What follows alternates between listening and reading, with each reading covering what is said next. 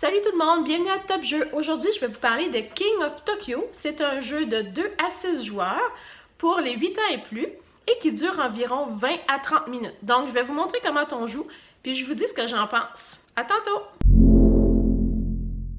Pour jouer à King of Tokyo, on va placer d'abord le plateau au centre. On a les 6 dés ici. On va placer 3 cartes sur le côté du plateau. On va placer les cubes énergie ici à gauche et le paquet de cartes. Il y a aussi 2 dés spéciaux et des jetons spéciaux qu'on va utiliser avec les cartes ici. Donc, on peut les placer sur le côté. Le jeu vient avec 6 personnages. Donc, disons on veut jouer à 2. On va l'installer comme ceci. Et on va choisir le plateau pour ce joueur. Donc, c'est le Cyber Kitty. Donc, le joueur qui aura choisi va avoir le jeton et le plateau. Le deuxième joueur va prendre, par exemple, le pingouin. Et va aussi prendre son pingouin ici. Tous les autres vont être mis de côté. La carte ici va être mise à 0 et les cœurs vont être mis à 10. On est maintenant prêt à commencer à jouer. Le but du jeu de King of Tokyo, c'est le premier qui arrive à 20 étoiles. Donc, pour ce faire, il va falloir tourner les dés. Je vais vous expliquer un peu ce que les dés font. Donc, l'éclair va vous donner un cube d'énergie qui va vous permettre d'acheter des cartes. Le cœur va vous donner des vies supplémentaires. Donc, si on se fait attaquer et on est rendu à 7, on peut se rajouter à ce moment-là un point de vie. Les griffes vont faire que le joueur opposé va perdre un point de vie. Et les chiffres, dans ce cas-ci, va rajouter des étoiles. Dans ce cas-ci, 3 étoiles. Si on a 3-1, va rajouter une étoile. Et si on a 3-2, va rajouter 2 étoiles. Si par exemple, on a 4-2, ça va être 2 étoiles plus 1, donc 3 étoiles dans ce cas-ci. Donc la partie va commencer. Je vais d'abord rouler les dés. J'ai 3 chances. Alors, je décide de garder les 2. Mes points de vie sont à 10. Je n'ai pas besoin du cœur. J'ai décidé de ne pas garder le 3. Les griffes, je ne pourrais pas les utiliser à ce tour parce qu'on n'a pas le droit de griffer un joueur opposé qui n'est pas dans la ville. Donc, il faudrait que la situation soit comme celle-ci. Je suis à l'extérieur, un joueur est à l'intérieur pour qu'il puisse subir les coups de griffe. Dans le cas où le joueur est à l'extérieur, les griffes ne me servent pas, donc je vais les rerouler. Je vais prendre des points d'énergie et pour mon 3e roulement, donc ici, je n'ai pas réussi à avoir 3 dés pareils, je ne gagne donc pas d'étoiles. Dans ce cas-ci, mes cœurs sont déjà au maximum, donc à 10, je ne gagne pas d'étoiles non plus et j'ai droit à 2 cubes d'énergie.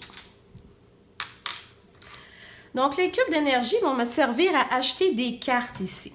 Chaque carte sont différentes. Si je veux acheter cette carte-ci, je dois payer 5 cubes d'énergie. Juste pour vous donner un exemple, si vous avez cette carte-ci dans votre jeu, ça dit vous gagnez une étoile quand vous roulez au moins une griffe. Donc, c'est très intéressant d'avoir ces cartes-ci. Une fois, si par exemple je l'avais acheté, on tourne une nouvelle carte. Cette carte-ci, qui coûte 4 points d'énergie, ça dit, vous pouvez rerouler les 3 que vous avez tournés. Et pour 3 cubes d'énergie, je pourrais acheter cette carte qui dit, à la fin d'un tour, si vous avez le moins d'étoiles, vous gagnez une étoile supplémentaire. Les dés spéciaux sont rajoutés.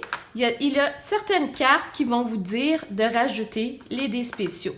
Donc, au lieu d'avoir 6 dés, vous auriez à ce moment-là 7 dés dans le jeu. C'est au tour de l'autre joueur. Il va brasser ou il a le choix d'abord de rentrer dans Tokyo. Donc, si le pingouin décide de rentrer dans Tokyo, avant de lancer les dés, il va gagner automatiquement 2 étoiles. Donc, on va mettre son plateau à 2. Il était à 10, donc comme ceci. Et il va tourner les dés. Donc maintenant, il peut faire des dommages. Lorsqu'il est sur l'île, il ne peut pas profiter des points de vie. La seule façon de pouvoir augmenter ses points de vie, c'est d'être en dehors de l'île. Par contre, lorsqu'il est sur l'île, c'est la seule façon qu'il peut griffer ses adversaires. Et aussi, la seule façon de sortir de l'île, c'est si moi, je le griffe. À ce moment-là, il a le droit de sortir. Donc, dans ce cas-ci, il n'a pas besoin de ses cœurs puisque ça ne lui sert à rien sur l'île. Il va continuer à lancer les dés. Disons qu'il veut le faire comme ceci. Ça va bien. D'autres points d'énergie, une griffe et il continue à brasser pour son troisième tour. Un cœur. Donc, on va résoudre les dés. Il a le droit à 2 cubes d'énergie.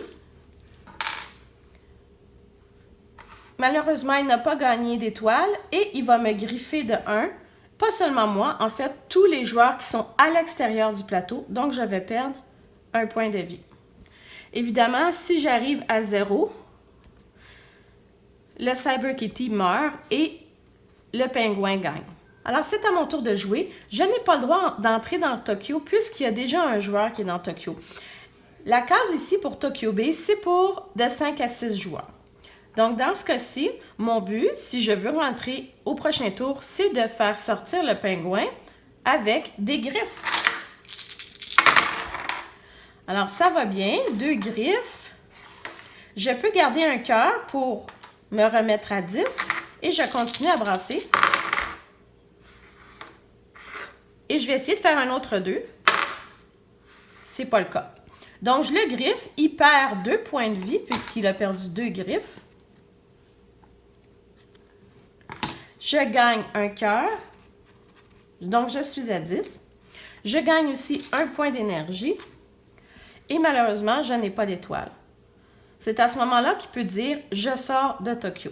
Je peux à ce moment-là décider d'entrer dans Tokyo. Si je le fais maintenant, je vais seulement gagner 1 étoile. Je peux aussi décider d'acheter une carte spéciale. Donc, je vais payer mes 3 sorts. Et je vais garder ça ici, à côté de moi. Et le tour est fini. Donc, la progression, c'est on roule les dés, on les résout, on entre dans Tokyo, si on le veut bien sûr, on achète des cartes pouvoir et le tour est complété comme ça. Maintenant, c'est bien sûr à l'autre joueur. Donc, comme je vous l'ai dit auparavant, le but, c'est d'atteindre 20 étoiles. King of Tokyo, je dirais oui d'abord pour nos garçons. En fait, ça semble plutôt être un jeu que les garçons semblent préférer. Puis, c'est aussi un jeu assez simple. Donc, moi, j'aime beaucoup toutes les caractéristiques du jeu. Le dé est un gros dé avec des symboles très simples qui représentent très bien ce qu'on veut faire. Les cartes de points, une petite roulette. Donc, c'est quelque chose de très, très facile à comprendre. Les cartes qui sont magnifiques. Donc, le jeu est très attirant, même les personnages. Ici, même s'il n'y a pas beaucoup de mouvement dans le jeu, donc on rentre et on sort de Tokyo. Mais c'est très agréable pour nos garçons d'avoir ce genre de pions-là et de les bouger. Un petit truc que je recommanderais, si vous n'êtes pas 100% génial en anglais, prenez le jeu avec une version française parce qu'il y a de la lecture quand même à faire sur les cartes. Si vous voulez que vos enfants les lisent par eux-mêmes, ça serait super le fun que vous n'ayez pas à toujours leur dire qu'est-ce qui est écrit, qu'ils puissent participer au jeu au complet. Donc, je recommande de prendre la version française. Je trouve que c'est un bon jeu d'introduction aux cartes de pouvoir. Donc, on le retrouve dans plusieurs autres jeux où est-ce qu'on a des cartes avec nous, puis il faut les appliquer quand on décide de le faire. Ça en est un bon exemple. Donc, c'est un début. Moi, je trouve que c'est un bon gateway game pour les apprendre à jouer à des jeux plus complexes. Alors que King of Tokyo, les cartes de pouvoir sont très simples. Donc, comme vous avez pu voir, les cartes sont très simples. Donc, par exemple, celle-ci, on gagne, si on paye 4 points d'énergie, on gagne 4 étoiles, on perd 3 cœurs. Donc, tout est vraiment très simplifié. Dans les jeux plus avancés, par contre, ça va devenir plus complexe. Donc, c'est une façon de s'habituer à jouer avec ce genre de cartes. Mais overall, moi, King of Tokyo, on a joué beaucoup à ce jeu-là. C'est très, très intéressant, simple et très différent des jeux dans lesquels on est habitué. Est-ce que c'est un jeu pour adultes? Non. Je dirais que non. Un jeu pour les familles, les enfants, c'est parfait. Donc, moi, je le recommande, King of Tokyo.